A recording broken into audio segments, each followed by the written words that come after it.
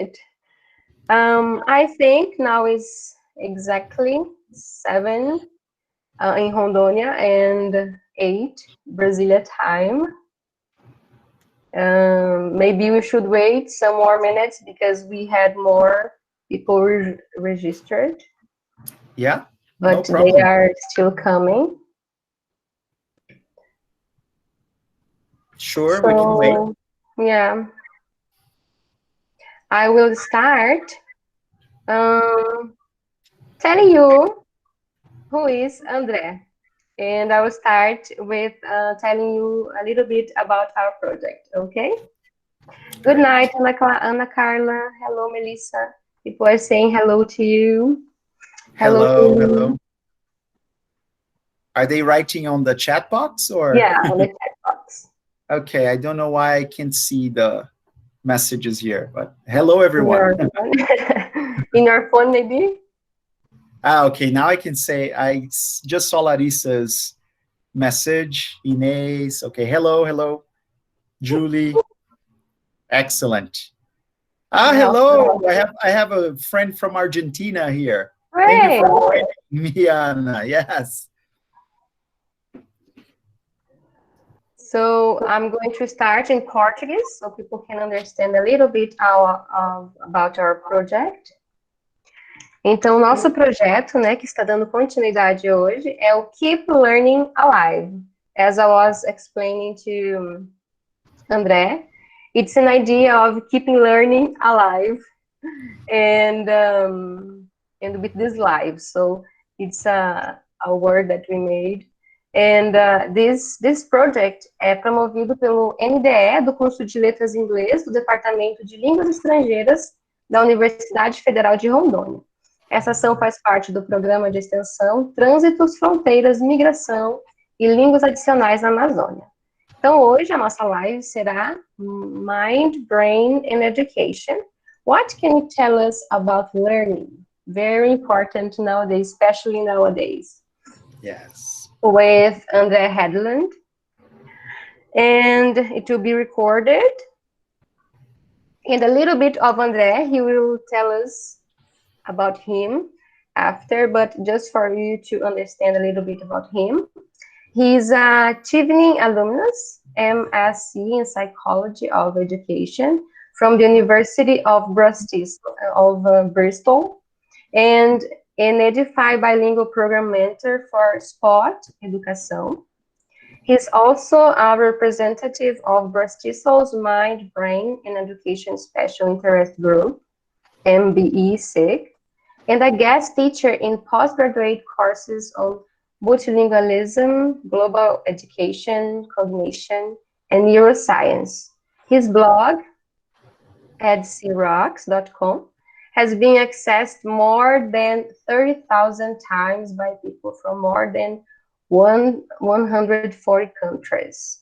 He uses Instagram at edcrocks to host monthly lives about how neuroscience and psychology can be applied in the classroom and interviews teachers from all over the world.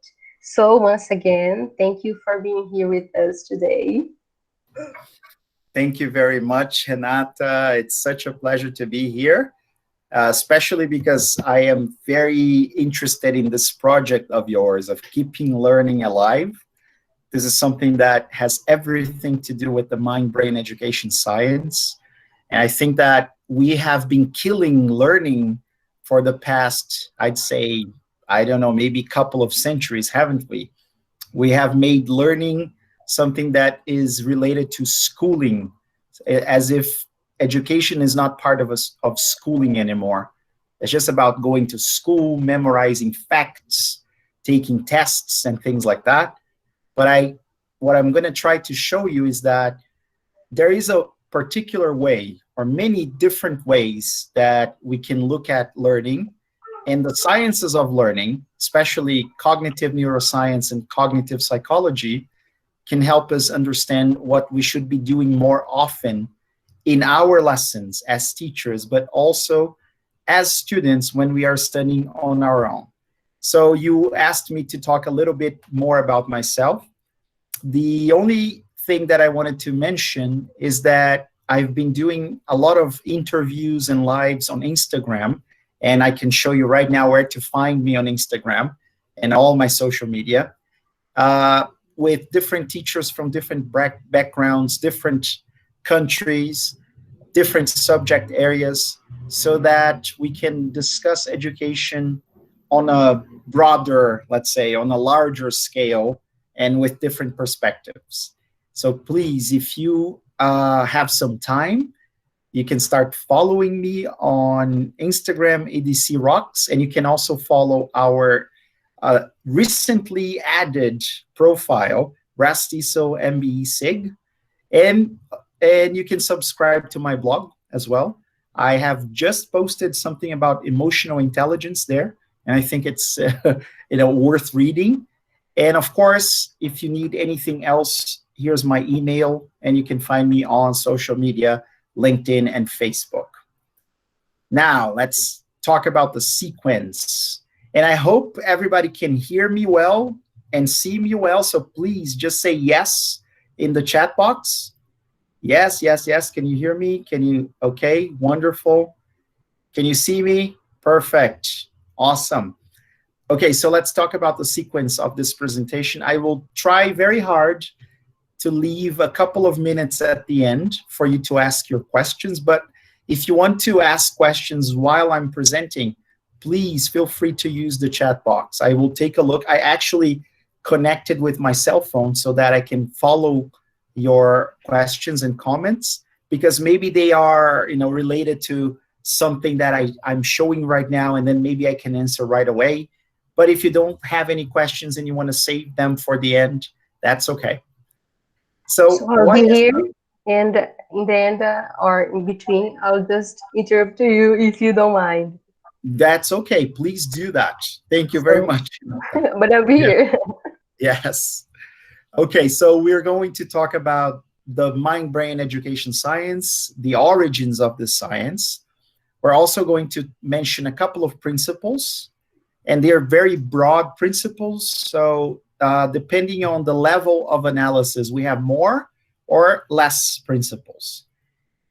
And what is the relationship between mind-brain education and learning?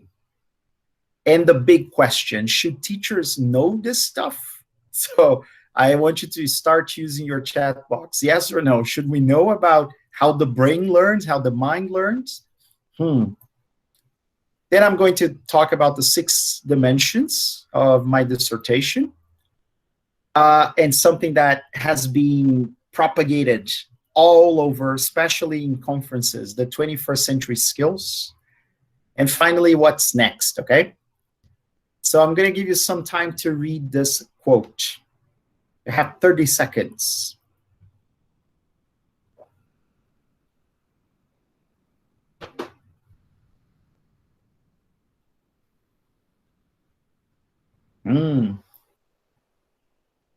So does anybody know who said that?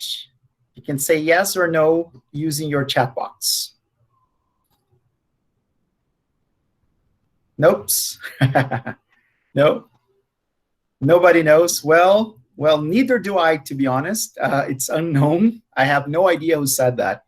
And I can't really remember where I got it from, but I saw it on Google once, and apparently nobody knows who said that.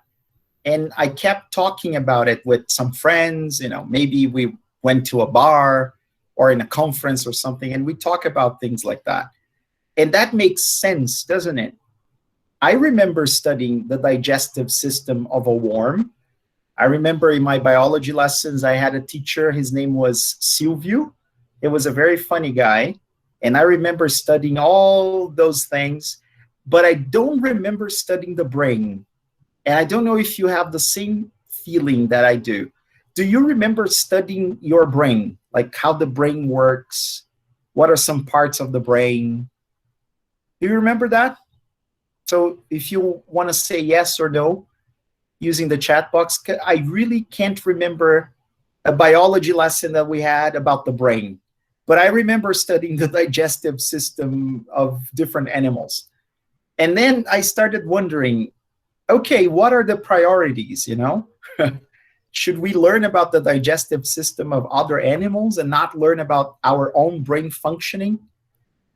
And this woman, and she's one of the biggest authors of MBE, she says, and I totally agree with what she says, that all teachers should embrace medicine's first rule, which is do no harm.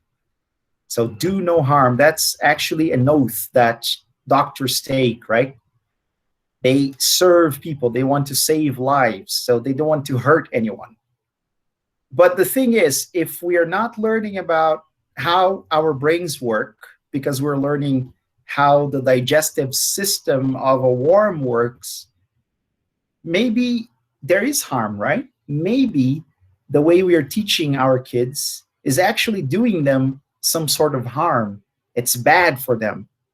Don't you think?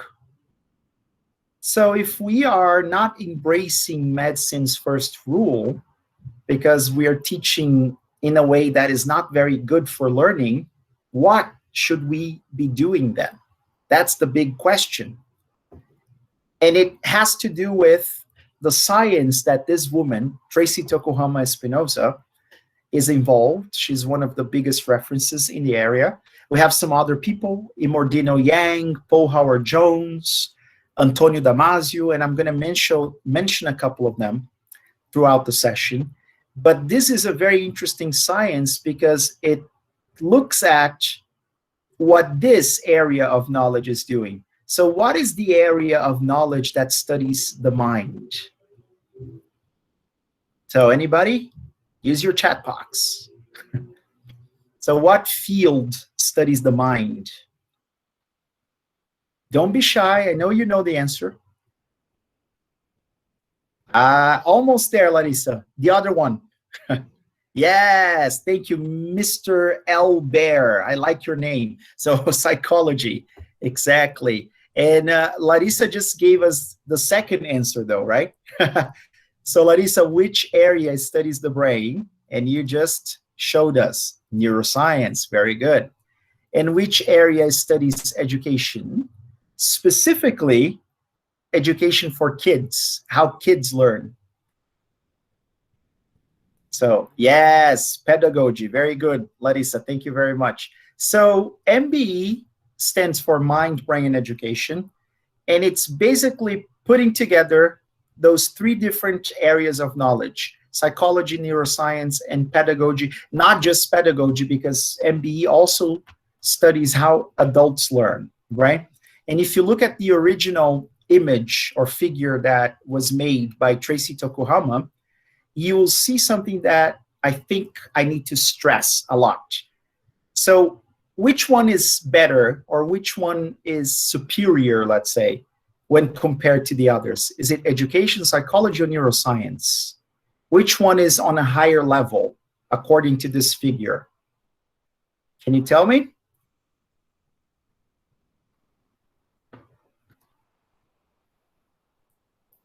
I think you're very shy today. So is neuroscience better than psychology? Or does neuroscience know more?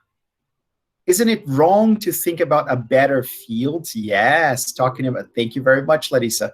So according to this figure, as you can see, they are all on the same level, right? Exactly.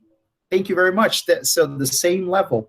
Neuroscience is not better than education, and psychology is not better than neuroscience, and vice versa, right? And that's very important because we have a lot of people who claim they have, yes, they are equal. They're all equal. Thank you, Pamela. Perfect. We have a lot of people who claim that they know how the brain works because they have studied neuroscience. And because of that, they can tell you, teacher, how to teach better. That's not true, everyone. Because maybe those people have never taught in their lives. So how much do they know about education? Only the education they got as kids, as students, right? So if there's a neuroscientist who claims that they know more, they know how we should be teaching, that's actually the wrong way to see at it, to look at it. Why? Because we are going to use neuroscience to check what people are doing in education and compare to things that psychology is telling us, right? Because this is how MBE works. I'm an educator, I teach, I use certain strategies to engage my students, to motivate my students, to make them memorize facts. And the things that I do, I can actually get those things and look into psychological theories and say, okay, so I'm doing this. And then psychology says, that actually makes sense because we have this theory. We have this theory that is called behaviorism, for example, or cognitivism. Great. And then we look at what neuroscience is doing.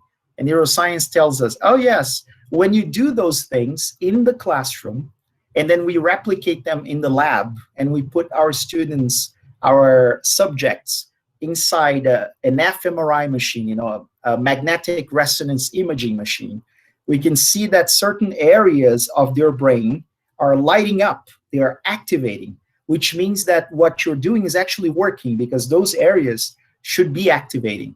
And then you have evidence from neuroscience, evidence from psychology, evidence from educational practice. So this thing, or those things you are doing, are probably things you should keep doing because they work, because they are effective. Now, the opposite is also true. If you're doing something, but then there's no psychological theory to support that, and then you put a kid in an fMRI machine, you look inside their brains, and then the wrong areas are activating when you are doing that. So you should probably stop doing that. It's not working very well. So that's very important for everybody to know. And then I like the figure again, because you can see right there, the top, mind-brain education then becomes a transdisciplinary area. It's not even interdisciplinary. It goes beyond that, right? Now, what are some of the MBE principles? And I'm going to be as objective as possible. And then you're going to have a task. I'm not going to tell you the task right now, but I'm just going to ask you to pay attention. So I'm going to show you 6 MBE principles and then tell you what they mean. And then you can help me with some examples. So let's work. There will be 6 principles and you need to memorize them. So the very first principle says that human brains are as unique as faces. So I'm going to give you 30 seconds to write something in the chat box. What does that mean for you, teacher, or for you, student? If brains are as unique as faces, what are the consequences?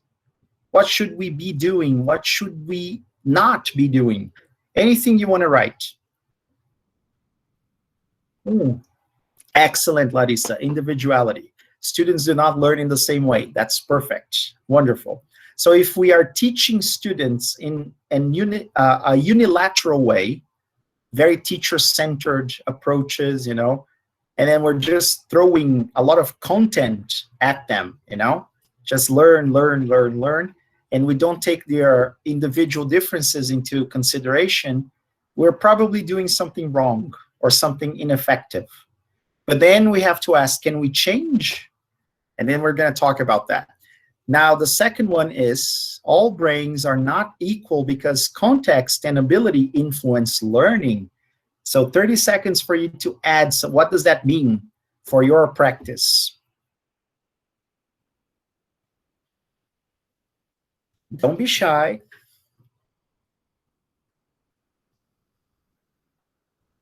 So what should we be doing more?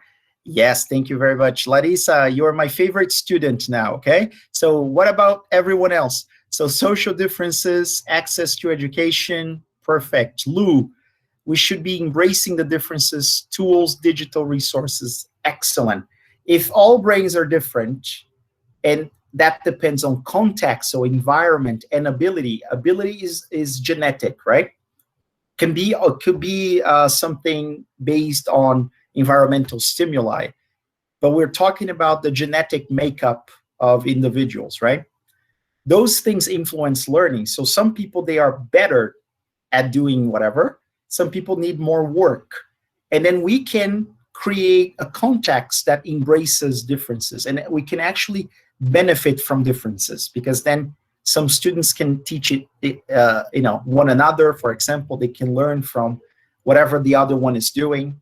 Excellent. And yes, Mr. Elbert, people's history influences learning. Great. And number 3, the brain is changed by experience. So this one, you don't have to mention anything because it's very much aligned with principle 2, right?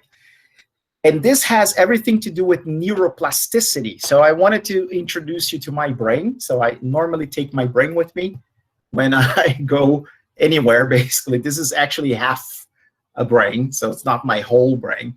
But we understand now from a neuroscientific perspective that our brains are changing all the time because we are making new connections. So right now, you are being exposed to an experience that is different, or to learning or concepts that are different. So you're making different connections in your brain. Whether those connections are going to last or not, that's a different story. But your brain changes structurally because of exposure actually to different experiences and information.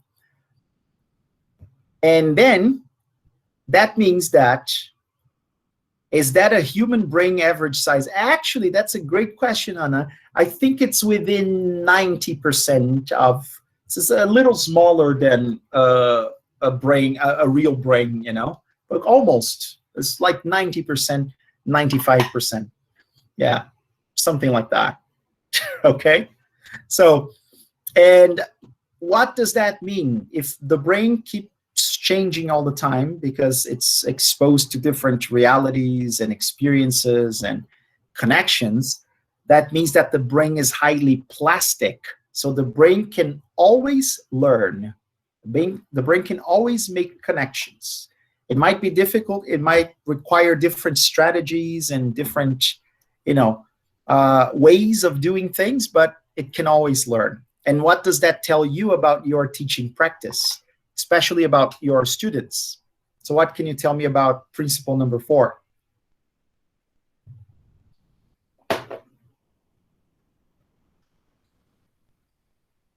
Huh?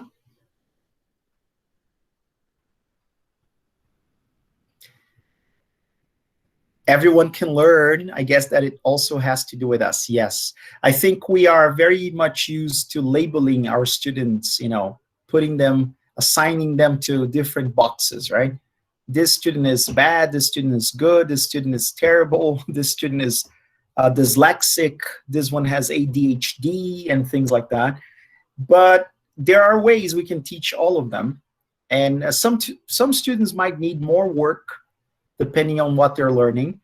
And that's the problem. I think the way we promote students to the next level is wrong. Sometimes they get to a level that they shouldn't be there. They don't belong there. They should go back and learn some other stuff. But they can always learn. That's the idea behind this one. And we should always keep learning, so that, yes, we should keep learning alive, right? That's the name of your project. And the brain is adaptable. People can learn and evolve with a variety of stimuli. That's perfect, Lou. Thank you. And the brain connects new information to old. That's very important. That's principle number 5. And it tells us something about our students as well. What do we need to do before we start teaching anything new? Huh? You can use your chat box there. Recap. Yes, recap. Review. We have to activate prior knowledge. So if any of you have ever studied Jean Piaget, for example, so he had a term for that, schema, right? So schema is a framework. It's actually, in neuroscientific terms, it's a neuronal pathway or network of information.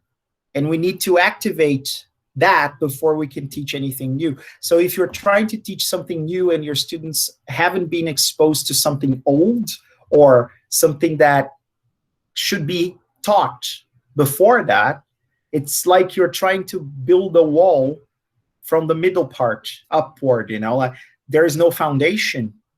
Exactly. So if there's no foundation, how can you start building a wall? So first, there has to be a foundation. And I understand that sometimes it's very hard because we don't know how much students know before. So the very first thing we can do in most of our lessons is activate prior knowledge. Like, okay, I'm going to teach content B. Do they know content A? So you can do a quiz or something to make sure that they know, and to actually activate those memories in their brain so that it's easier for them to understand content B. Yes, activate the emotions intertwined with the old information to speed up the process. Great. And the last one, and this one, and I don't know if you noticed, all of the principles were given to us by Tracy Tokuhama Espinosa, but this one comes from a different author. This guy won the Nobel Prize, I think 20 years ago, for his work in physiology, medicine, and he actually studied the neuronal networks of sea slugs because they don't have a lot of neurons, you know. We have, according to Susana Herculano, our great Brazilian neuroscientist, who had to leave the country because of funding, you know. I know you know what I mean, so we're going through very complicated times. But she says, and she discovered this amazing technique to count how many neurons we have. And we have, according to her estimates, we have 86 billion neurons, right? But the sea slug has a couple of thousands, tens of thousands only. And then it was much easier for Eric Kandel to study that kind of neuronal circuit because, you know, not too many things to look at, right?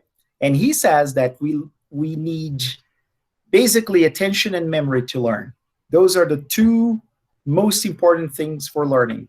If there's no attention, you don't make new memories. If you don't make new memories, you haven't learned anything because there's nothing to access later, right? So what does that tell us about how we teach and how we learn? What can you tell us? Yes, Mr. Albert, we have a curriculum to follow, even though we know students should learn basics. Exactly. Maybe we should start thinking about changing that, right? So what can you tell me about principle number 6? So hard to get attention these days. Yes. It's almost like kids and teenagers, you know, attention spans. And I say spans in the plural because I think they have different levels of attention. They are non-existent anymore, right? Or very, very low. They lose interest in, I don't know, maybe a couple of minutes. Yes. But there is a way we can avoid that, hopefully. And I'm going to show you how to do it. And this is one of the ways. So remember I told you there was a task for you to try to answer. So what I'm going to ask you to do, and I don't want you to use the chat box, not now. I want you to reflect on the 6 principles. I'm going to give you 1 minute. Don't write in the chat box, okay? Don't spoil people's thinking process, okay? Try to remember the 6. Don't look at your notes. Don't look at anything. Just try to remember. And then I can ask you to share, okay? 1 minute starting now.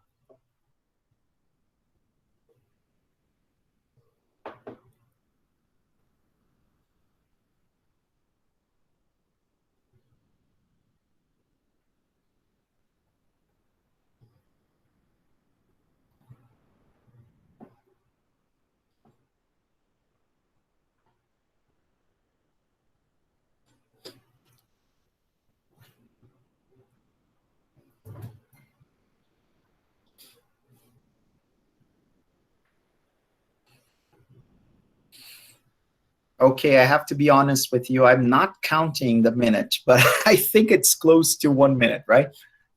Great. So please try to, let's put all the 6 principles together in the chat box. So anybody start. Number 1. Who remembers number 1? I don't have to remember verbatim, like word per word, okay? Yes, perfect, Julie. Thank you. Brains are unique. Number 2, anybody? Yes, it has to do with context and So you mentioned one keyword, context, and there's another one. All brains are not equal because context and da-da-da, whatever, influence learning. Anyone? Okay, I'll give you a tip. It starts with a, and it ends with ability. Got it? Now that's easy, right? So context and ability. Great. What about number 3? Anybody? And if you hear my cat meowing, he wants to join the presentation. So yes, the brain is changed by experience. Great. And what about number 4? Number 4 is about plasticity. Yes, brain plasticity. Wonderful. And number 5, we're almost there. Yeah, actually number 3 and number 4, they have something to do with plasticity, right? And number 5, information. What kind of information, Larissa? New information connects to old information. Perfect. And number 6. Yes, number 6. Adelaide, learning requires attention and memory. Perfect. That's the only one that comes from Eric Kandel. Awesome. I have Tracy Tokuhama's book somewhere here. It's up there on my shelf. So it's Making Classrooms Better, 50 Mind, Brain, and Education Applications for your classroom. And so that is actually the full version of MBE with the figure that I showed you, the transdisciplinarity thing.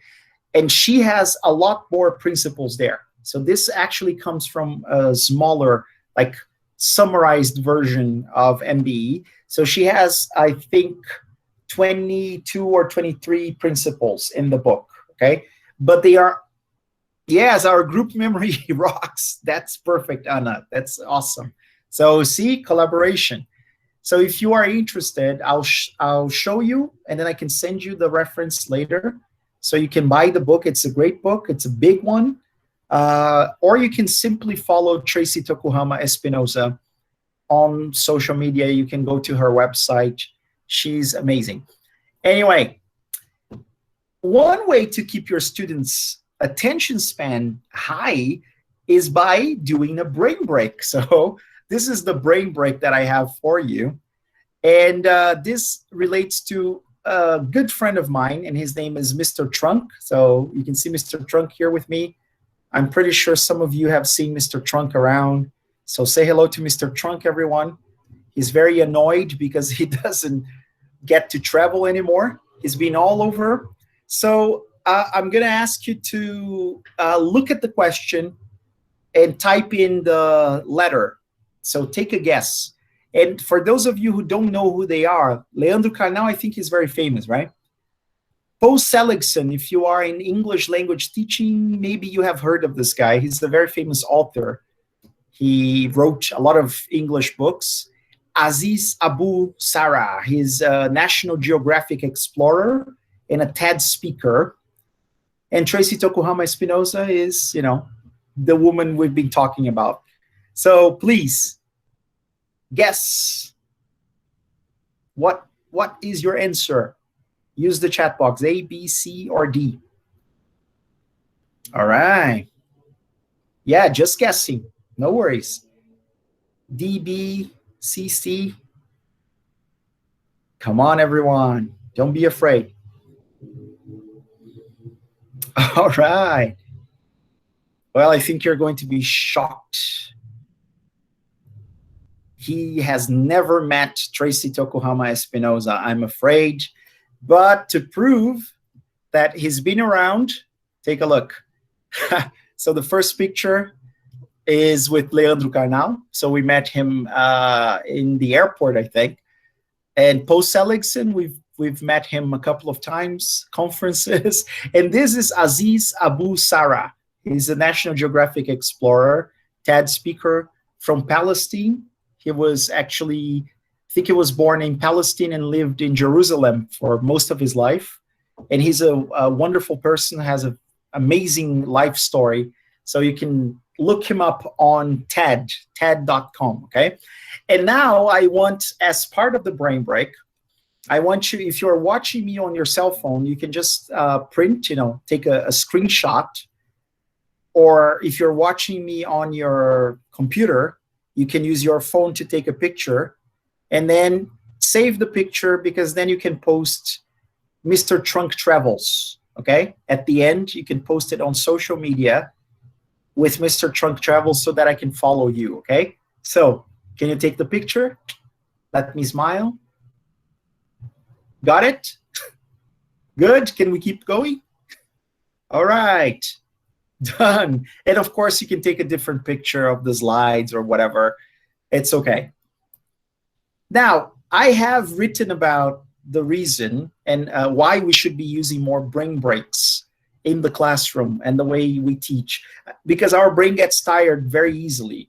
And we need to be able to shift from the focused mode to the diffuse mode of attention so that we can start consolidating. You can follow my blog, and you can find this blog post that I wrote 3 years ago almost, Pomodoro Technique and Brain Breaks. I think it's, it gives you some suggestions of brain breaks. You can stop, you can play a song, you can play a game, you can do a quiz like I did, or it doesn't have to be anything special, but it's great for your attention networks and for your engagement levels, okay? Now let's go back to MBE and Learning. Yes, thank you. So Tracy Tokuhama also says that far too many neuromyths continue to be repeated in educational settings. So I would love if anyone could tell me, and it's okay if you want to open your microphone and tell me, or if you prefer to use the chat box, whatever you want. What is a neuromyth? Anyone? So what is a neuromyth? You can describe or a neuromyth, explain in a very simple, objective way. What do you think a neuromyth is?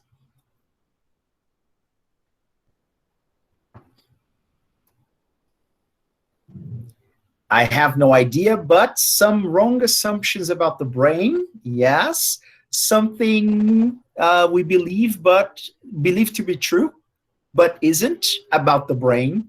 Tell us, Vera Luz. Yes, I think Anna and Larissa told you right there. Yes, something wrong assumptions about how the brain works or brain structure or anything related to the brain. That's a neuromyth. False claims about the brain, right? And one of the biggest neuromyths among us, I think, is this one, that we use only 10% of our brains, right? Have you ever heard this one? So while I tell you why this is not true, tell me if you've ever heard we only use 10% of our brains.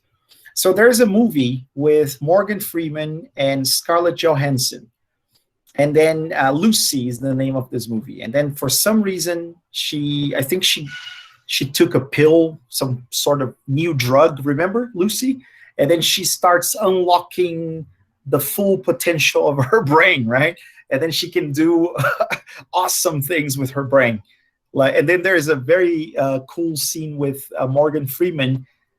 And, Morgan Freeman is an awesome actor, amazing voice, great narrator. And he's talking about, we only use 10% of our brains. If we could use 20%, we would be able to do that. If we could use 50%, we would be able to do that. And then a student asks, Professor, what would we be able to do if we could use 100% of our brains? And then he says that we could, transfigure stuff, or,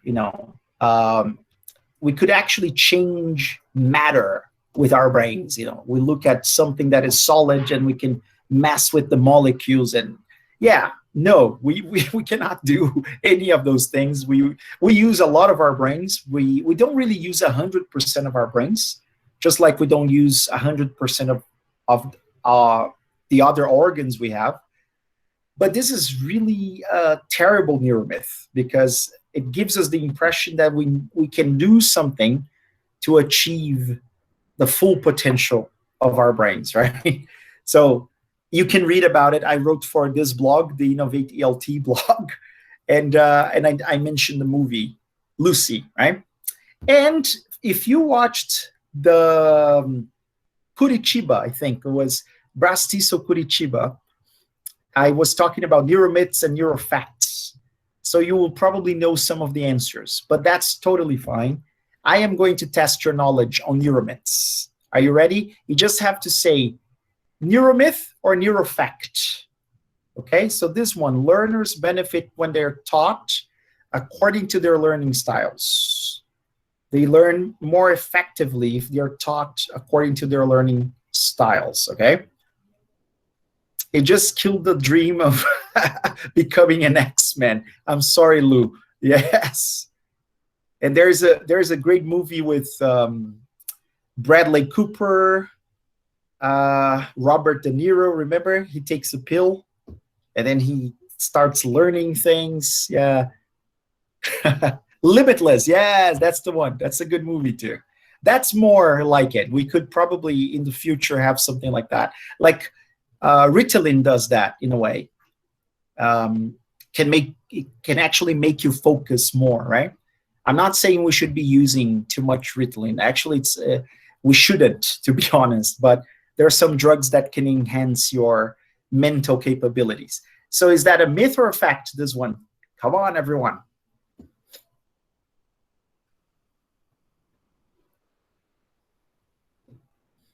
So this is a fact. Actually, it's a myth. I'm sorry. This is a neuromyth. There have been, and I wrote about this, so you can go to my blog. There have been a lot of studies matching students with particular learning styles, like especially the VAC, right, or VARC, visual, auditory, kinesthetic, sometimes reading. So matching students' particular learning styles to the way that they were taught, so the input that they got, right, to see if that increased memory retention and learning outcomes. So if you are visual, you're going to be taught exclusively in a visual way. If you're auditory, you're going to be taught in an auditory way, and so forth, right? And the results show that it doesn't really make a difference, you know? What does make a difference is if you're taught using all the ways. That's what makes a difference. Because our brain likes novelty, and our brain represents knowledge in multiple ways. So it's actually really bad if you think that I have a student who is auditory, so I don't need to show slides. Why bother, right? Auditory students, they just need to listen to me. And then they don't learn as effectively as if they listen to you and they look at something, at slides, diagrams, or whatever. And especially if they take notes. So auditory people, they are under the impression that they don't need to take notes because they can just listen and remember. That's not true. We have a lot of studies showing that we forget things pretty quickly after we were exposed to them, right? And I don't know, somebody sent a Google form here. Probably not for me, right? Okay. Well, we, in the middle of the, sorry to interrupt you. No problem. In the middle of the presentation, normally we send the form so people can fill it up and have the presence of today. Oh, okay, perfect. Thank you. Now this one, kids are better language learners than adults. Neuromyth or neurofact? This is a fact. Actually, I'm sorry to tell you, it's partially a myth. Because they're not actually better language learners. They're better language acquirers. And there's a big difference there. Kids, they learn in a much more natural way. So it's not really learning, it's acquiring. So we talk about, yeah, so this is a myth because I played a trick on you with the words that I used there, like learning, you know? So let's think of a 6-year-old kid who starts learning a language now, like English, a Brazilian kid learning English, and a 31-year-old man learning English. And then we test them 6 months after. and then 1 year after, and then 2 years after, then 3 years after, who is going to have more vocabulary, grammar structures?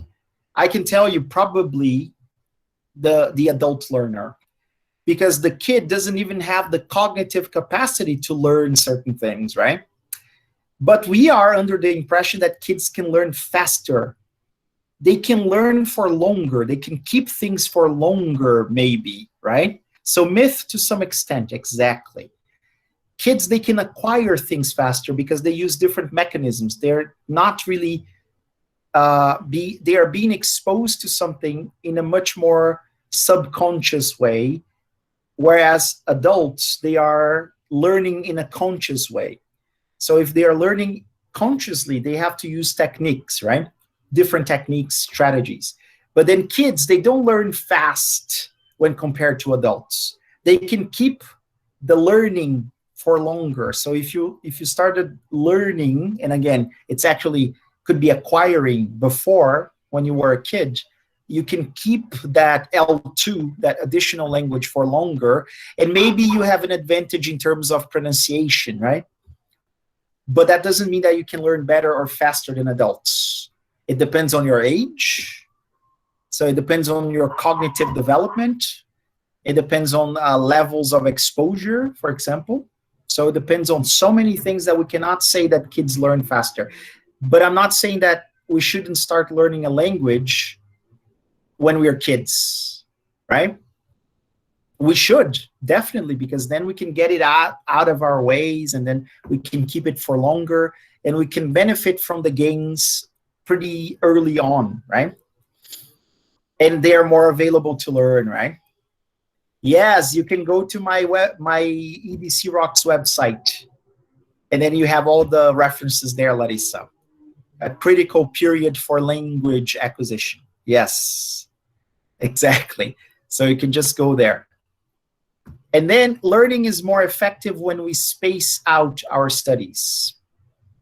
So let's, instead of cramming is that when we get something and study everything on the same day, is worse than if we study a little today, a little tomorrow, a little bit, a couple of days after, and so on. Is that a neuromyth or a neurofact? This is a fact. Thank you very much, Lou. Yes, this has everything to do with the spacing effect or spaced repetition, right? And I also wrote about that on my blog. So we understand that for memory consolidation to occur, and memory consolidation is when we start fixing or settling things in our brain, in the cortex. The cortex is this pink part, right? We need to sleep, and we have to go back and revisit certain things with a certain frequency. So that's why learning rarely actually, it's not like never, but rarely occurs on the same day. We need time to consolidate that. And it doesn't take just one day, like I'm going to sleep, I'm going to consolidate it. It takes sometimes months, could take a year. It depends on what you're learning, right? Yes. So it's very hard to assess learning. What we normally assess is performance and memory, not learning, right? So if I give you the test tomorrow, maybe you will remember a lot of it. If I give you the test a week from now, you won't remember as much. If I give you the test 6 months from now, maybe you will have forgotten everything. So what I'm testing is not if you have learned, because if you had learned, you would be able to remember. But I'm testing if you can still remember, and I'm testing your performance rather than learning, right? What about this one? The brain records our reality objectively. Neuromyth or neurofact?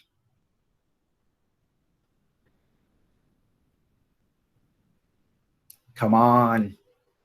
Yes, this is a myth. We don't record things objectively. That's why you shouldn't trust people's testimonials, when they are testifying in court, for example, because we use our emotions as filters, right? So the same context, the same experience can be completely different to two different individuals, depending on their mental state and many other things, right? So yes, that's definitely a myth. This one, bilingualism delays neurodegenerative diseases. Myth or fact? Neuromyth or neurofact?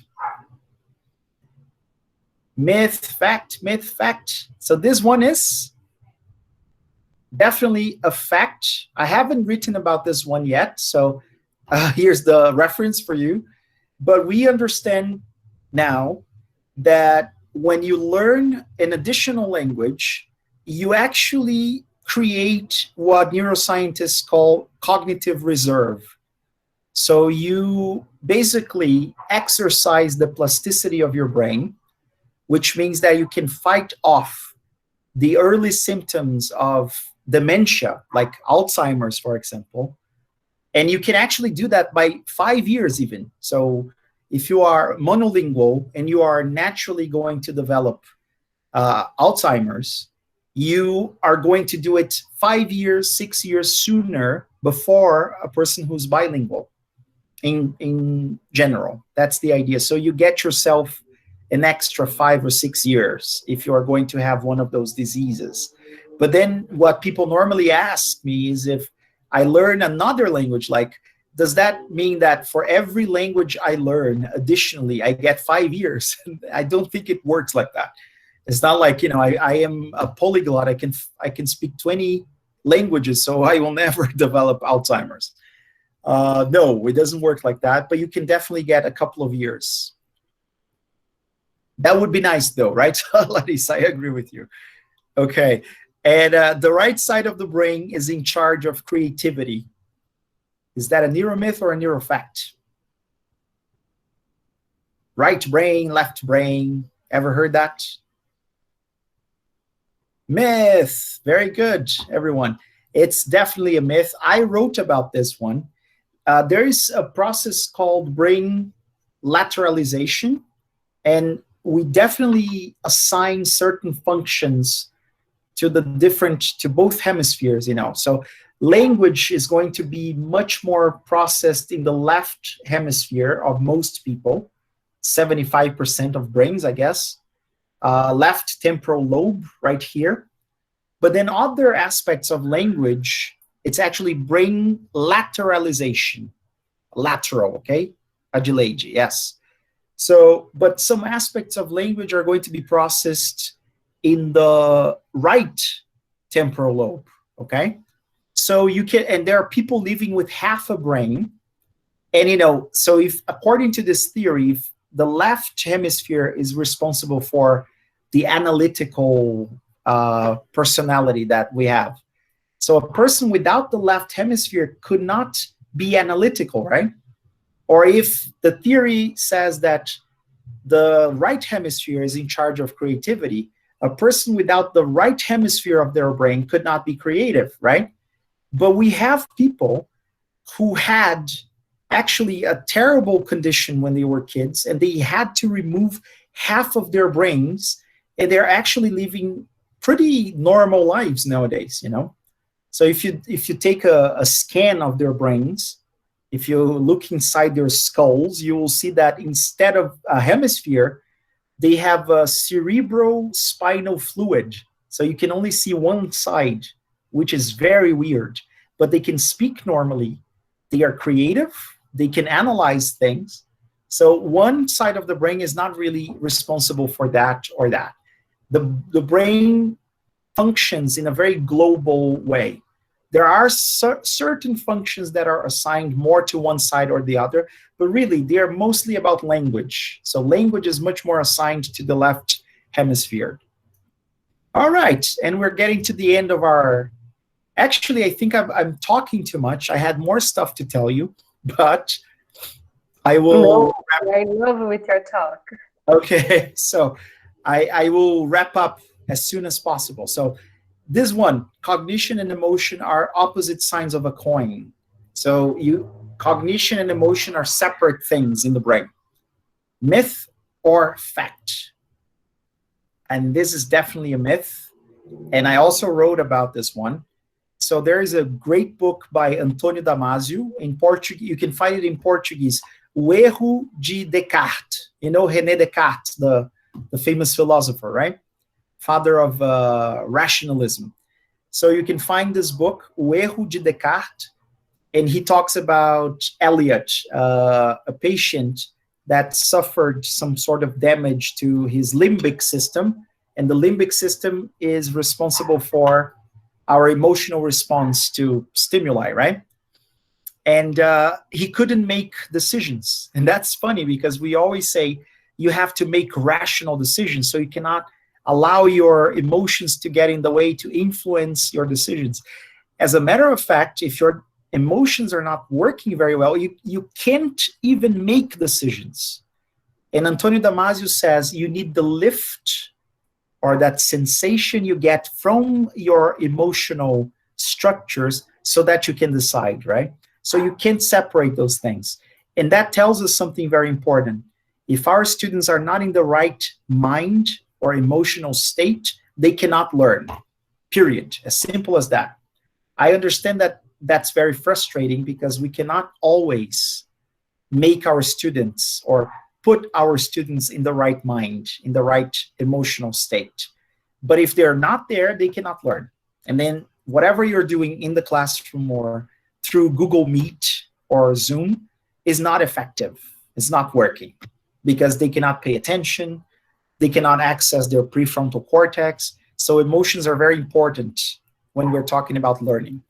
Now the big question is, should you know this stuff? Should teachers know this stuff? Big yes or no? Yes. Of course. Exactly, Pamela. Yes, we should know this stuff. But we don't know this stuff, do we? So I wrote last year a blog post series on neuromyths because I think they can help us rethink the things we're doing in the classroom or in remote teaching, right? So you can go to my blog again and just look for neuromyths, and there are 4 parts, and I talk about all those neuromyths and I give examples and references for you to reflect, okay? Another brain break for you, and then we can move on to the last bit and questions. So which of these cities has Mr. Trunk not been to? A, Las Vegas, B, Budapest, C, Montevideo, D, Zurich, or E, London? So here's Mr. Trunk again. Which one? Very good. And the answer is, I'm afraid it's letter C, Montevideo. He's never been to Uruguay, and I can prove that to you. So if you want to take another picture, Mr. Trunk travels and post on your social media. So the first picture, the upper left picture, he was in Zurich. The next one in London, that's the Tower Bridge, right? The London Bridge. And you have him in Vegas with one of my students. And the last one, Budapest. And Mr. Trunk has traveled to 20 countries, I think, 20 or 21 countries so far, with my students, myself, and some friends, okay? Great. Now, let's move on. So this guy was my professor. And as you can see, I'm a huge fan of Paul Howard-Jones. He is the professor of neuroscience, educational neuroscience, cognitive sciences at the University of Bristol. And I'm a huge fan of his, and not wine. That's why I just wanted to make that clear. No, actually, I'm also a huge fan of wine. And I hope some of you watched his webinar. Lu Medeiros, his webinar was great. Yes. So I just wanted to recommend, I highly recommend you watch his webinar that we organized with the Brastiso MBE SIG. He talks about the evolution of the learning brain. And this is us, the SIG members, Rodolfo Machello, Mirella Ramaciotti, me, and Paul Howard-Jones, not a member, but, a guest. Really, so just go to Brastiso on YouTube, and then you can watch it. It's a 1.5 hour webinar with questions. It's wonderful. And then he talks about engage, learn, engage, build, and consolidate. the framework that he created with other researchers, okay? So really, you have to watch it. And this is another very famous guy, Howard Gardner. He says that anybody who's involved in education should become literate in understanding something about the biology of the mind, which means knowing something about the brain and something about genetics. So now I'm going to stop sharing my screen with you so that you can ask me questions. Can you see me? Yes, we can see you. Okay, wonderful. So I do have a couple of things to talk about, but before I move on, I want you to ask me questions, comments if you think you have them. You can, if you want to open your microphones, that's okay. If you want to type something in the chat box, that's fine. So before your talk, I sent to my students your article. Yes. Teaching Mind and Brain, Contributions of the Science of Learning. And I told my students, so if you have any questions, it's your time. And I found it really amazing. And it's really interesting the way you began this talk, asking us if you know about the brain. It's really important. And sometimes we go to psychology and we don't think much about neuroscience. That's true. And like I said, I can remember things like, studying about animals, about different systems and stuff like that. But I don't remember studying about the brain. And Anna has a question, please. You can open your mic or just type in the question. Hi, everybody. Hello from Argentina. Yay! So happy to share this with you. All right, I have a question. So, Andre, when you were talking about the principles of MBE, you mentioned one of them, and that is that learning requires attention and memory. So my question is, what strategies can we apply in the classroom to follow that principle to serve it? That's great. And so I wrote a couple of articles on metacognitive strategies, because metacognition has to do with thinking about thinking and thinking about strategies that work for learning more effectively, basically. And one of the things that we can do to make sure, first, to engage our students' attention is to make sure that we tap into their curiosity. I think that's the best way. So if we are talking about something that they already know of or they've seen it before, it's not that interesting, we have to make it feel like it's novelty, So we have to think of a different way of presenting that. And maybe we can do a quiz. Maybe we can play a game. So gamifying the lesson normally works to grab their attention instantly. Like, one of the things that I did here, and maybe you didn't even notice, I asked you neuromyth or neurofact, right? So it's a very simple game, but I think it's engaging because you want to know the answers, you want to try. And so this is one of the things we can do to first grab their attention. Then the challenge is to keep their attention, right? Because they shift very quickly from their attentional network to their default mode network. That's when they're not thinking, they're not focusing. So to keep their attention, we have to basically do two things. We have to make sure that we're giving them enough, not too much or not too little. So if we're giving them a lot of information, we're going to cause cognitive overload. And then they will stop paying attention. It gets frustrating. If we're giving them too little, they're going to Mihaly Csikszentmihalyi, psychologist from Hungary, says that they are going to be at the level of apathy. Apathy is when you don't want to engage, you don't want to be part of whatever is happening. So you have to give them the right amount of challenge, content, so that you can create a channel that he calls flow. So if you want to look at flow theory, the problem is and I think Anna is asking me for a recipe, maybe not a recipe, but some ideas. I can't give you the recipe that will work for every single student in every single context. It's very, very hard for us to, for some people, this can be very engaging, but maybe that can be very disengaging. So it's very hard to do that. But if you do something that has to do with novelty, curiosity, you grab their attention. It's rewarding for their brains. And then if you respect their working memory capacity and their attention span by, using brain breaks, for example, breaking things into like baby steps, using analogies, you can keep their attention for longer. All right. I hope that was a good answer. I love it. Great.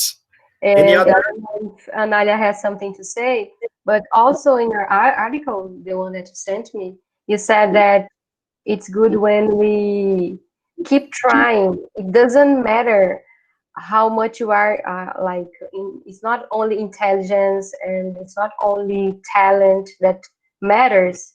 It's really like determination and keep trying and learn with your mistakes. And I really like that. Yes, I think no, you mentioned something that has a lot to do with the psychology of a growth mindset, or psychology of self-efficacy.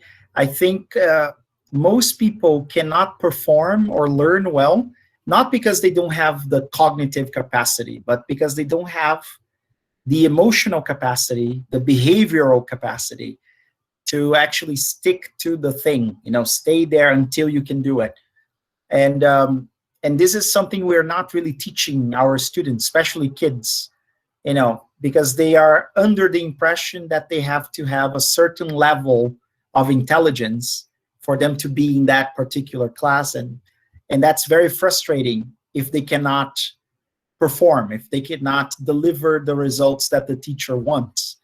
So, but if they know that learning has to do with making mistakes and forgetting and remembering again and staying on the path, then they will look at learning from a different perspective, from a growth mindset perspective. And we need to teach kids how to be self-efficacious. Like, it's hard, I can't do it. Please, mommy, help me. And then they start crying because they don't have emotional intelligence yet. They're still developing those things, right? But we can teach them. It's just like teaching anything else, So you can talk to them. Why are you crying? Because it's hard. Okay, hard is not necessarily bad, It's a challenge. So let's try again. Let's try in a different way. I'll be here helping you. If I can't help you, you can ask your teacher. If you don't know how to learn this in this way, maybe we can find another strategy and so on. And I think if we look at learning from that perspective, we can be much more inclusive, because people are different. They have different levels of intelligence. But if they learn how to learn, then they can learn more effectively. And also they needs, like biological needs. It's very important for us teachers. I think we don't think about that sometimes, and especially now. It's really interesting to think that if we think about their needs, like biological needs, it's important to learn. That's perfect, yes. So Abraham Maslow talked very much about the hierarchy of needs. So at the base of the pyramid, you have the physiological needs, right? So if a kid is, not just a kid, anyone, is scared, hungry, feels intimidated, they cannot access their prefrontal cortex, this area of the brain that is responsible for higher order thinking skills. So they cannot learn, They can maybe remember stuff, but they cannot really apply stuff in the context that they are. So think about public schools in Brazil. Sometimes kids come from like a terrible, like poverty background, and maybe the only place they can get a meal is in their school, right? And if they don't go to school, they won't even have a meal for the day. which is a terrible reality, but we have it here in Brazil. So those kids can't learn well. They need to eat first so they can learn, right? And they need to be welcomed by the teacher. They need to have a sense of belonging in the group, the social needs that they have, and they need to feel safe in the environment. Otherwise, they can't learn very well. Unfortunately, I mean, as simple as that, right? And I wanted, you can still ask me questions, but I just wanted to show you the last bit because I will have to go in a couple of minutes. Yes. So I didn't talk to you about my dissertation, but I'm going to give you a very quick description. So my professor, Paul Howard-Jones, created this engage, build, consolidate framework, right? So we need to engage our students, build knowledge, and consolidate learning. Build knowledge through, working memory, reducing cognitive load, and things like that. And then my dissertation was about putting together different strategies based on the mind-brain education science. So I looked at many authors, including Paul Howard-Jones, Tracy Tokuhama Espinosa, Jana Weinstein and her colleagues, Marielle Hardiman. So there were many, John Hattie. So I took all of the strategies that they say should work better because they're based on evidence from neuroscience, psychology, and education, right? MBE. And then I created a scale of practices, but I basically summarized the things that they had suggested. So I created a scale, and then in this scale, I have 6 large themes, and within each theme, I have some strategies. And then I cannot show you everything, but I can show you the large themes, okay? So the large themes are, the first one is engagement, just like Paul Howard-Jones. First, we have to engage our students. Then it's memory. So engagement, memory, we have to work with their memories. Then we have to work with personalization because every student is different. Then we have to work with active learning methods. Then we have to work with, like we were talking about, growth mindset and things like that, beliefs and attitudes towards learning. And finally, assessment, because if there's no assessment, we don't know if they have learned. And assessment for learning, not assessment of learning, that doesn't work very well, right? And then after this, what's next? And this is the last part. I believe that MBE can teach us a lot about learning and teaching, especially if you are an innovative teacher, somebody who doesn't feel very comfortable with the things you've been doing because you feel that there's something missing. So what is missing in education? And this could be for language teachers or general education, anything. The channel, Larissa, is Brastiso. Oh, no, sorry. The channel that this will be on. Okay, sorry. But you can also go to Brastiso. So, and what is missing? I think what is missing can be summarized here. And we love to use pyramids, don't we? So I think we have to focus on the 21st century skills, like, everybody has been talking about them, but not just the 4 C's, collaboration, creativity, remember those? Communication and critical thinking. We also have to look at the other parts of the 21st century skills, and one of them has to do with information and communication technology, ICT literacy or digital literacy, right? That's very important. That's why we struggled to transition from face-to-face lessons to remote lessons. And then we also have to integrate more technology. Just like I said, it's part of the 21st century skills framework. We need to integrate more technology into our curriculum. And of course, we have to work more with projects, I think. So this is a project right here, keeping learning alive. This is a great way to learn, right? It's not just about passing a test or getting a good grade, but it's about connecting with people from different areas and listening to different stories. And I think we should be doing that more often with our students. And finally, the tip of the pyramid, is brain-friendly practices. I think we need to learn how the brain learns so that we can learn better. And not only learn better ourselves, but teach better if we are teachers. Because if we know what the mind needs, what the brain needs for them, because they work together, learn more effectively, we can prepare our lessons based on those principles. So we should learn more about metacognition. We should learn more about the science of learning. We should learn more about mind-brain education. And then you remember I started with a quote, and then I will end with a quote as well.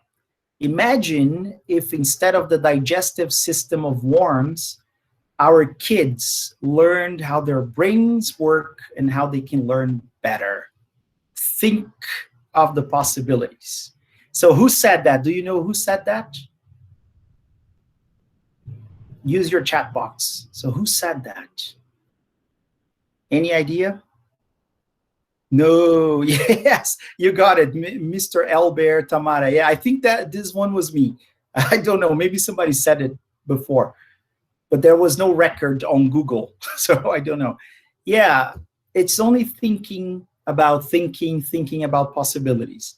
We should really teach more applicable stuff in school, I guess. Especially, I think it should be part of the curriculum. How can you learn better? And please, okay, you have a question, Mr. Albert. Thank you very much. Follow my blog, follow me on social media, and you can open your microphones and I can take a few more questions. Yeah. Hey, teacher, thank you very much for all the class. It has been so interesting. I have never thought so much about those things. So I'm very grateful for all of that, and I'm gonna be trying to find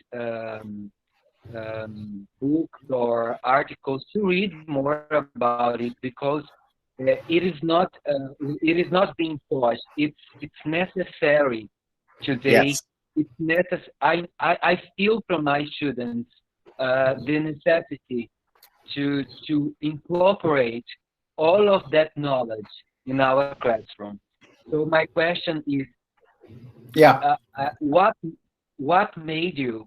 What was your motivation to start thinking? What was the turning point that make you study and start studying and be talking about that specific topic? That's a great question, Mr. Albert. So I think for me, it was a couple of years ago, I think it was around 5 years ago, that I started learning more about second language acquisition. And then I got interested in how it was, processed in the brain. And then I had an opportunity in 2016, the beginning, actually probably the first semester of the year. So it was in May. My wife went to a conference in Israel, in Tel Aviv, and I got to go together, and I sent an email to a professor, the professor of applied linguistics, neuroscience, and something at the University of Haifa in Israel.